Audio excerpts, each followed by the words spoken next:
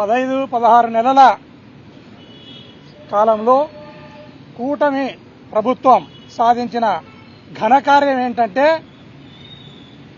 మీరు జైలు అంటున్నారు, మేము బెయిల్ అంటున్నాం, మీరు జైలు అంటున్నారు, మేము బెయిల్ అంటున్నాం, మీరు జైలు అంటున్నారు, మేము బెయిల్ అంటున్నాం. ఈ రకంగా అభివృద్ధిని, సంక్షేమాన్ని పక్కన పెట్టి జైలు బెయిల్తోనే ఈ 15 నెలల కాలం, 16 నెలల కాలం పుణ్యకాలం గడిచిపోయింది. అయ్యా చంద్రబాబు నాయుడు, నీ లాఠీలతోనో, తుపాకీ తూటాలతోనో, పోలీస్ స్టేషన్లతోనో, ఇట్లాంటి సెంట్రల్ జైళ్లతోనో, నీ ఎర్రబుక్కుతోనో ప్రజాస్వామ్యాన్ని కూని చేయలేవు. నువ్వు ప్రతిపక్షాల గొంతును కూడా నొక్కి పడేయలేవు. ఇది చరిత్ర చెప్పిన నిజం.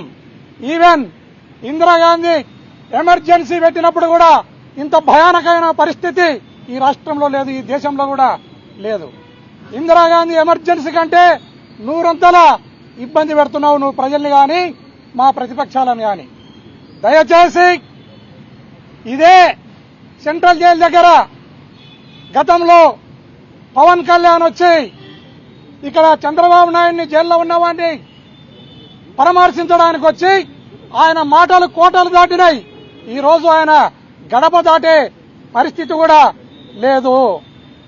దయచేసి ఈ రోజు మనం గమనిస్తే మిథున్ రెడ్డి గారు గౌరవ ఎంపీ, 3 సార్లు ఎంపీగా ఎన్నికైన వ్యక్తి. అతన్ని లోపల పడేసి ఇప్పుడు ములాఖతులో నాకు తెలుస్తున్నది ఏంటంటే, అక్కడ నరమానవుడు కనపడకుండా అతన్ని ఎవరితో మాట్లాడనీయకుండా అంతర్జాతీయ తీవ్రవాదిని చూస్తున్నట్లు ఆ రకమైన చర్యలను తీసుకుని అతన్ని హీనాతిహీనంగా హింస పెడుతున్నారు. ఇది ప్రజలందరూ కూడా గమనించాలి. ఈ రోజు 4-5 కిలోమీటర్ల దూరం నుండి బ్యారికేడ్లను కట్టినారు. ఇటువైపు ఏ ఒక్క జన సంచారం లేకుండా పాకిస్తాన్ బార్డర్ లో ఏ రకమైన బందోబస్తు ఉందో ఆ రకమైన బందోబస్తును పెట్టడం జరిగింది. ఇదే అవసరమని ఈ ప్రభుత్వాన్ని నేను ప్రశ్నిస్తున్నాను.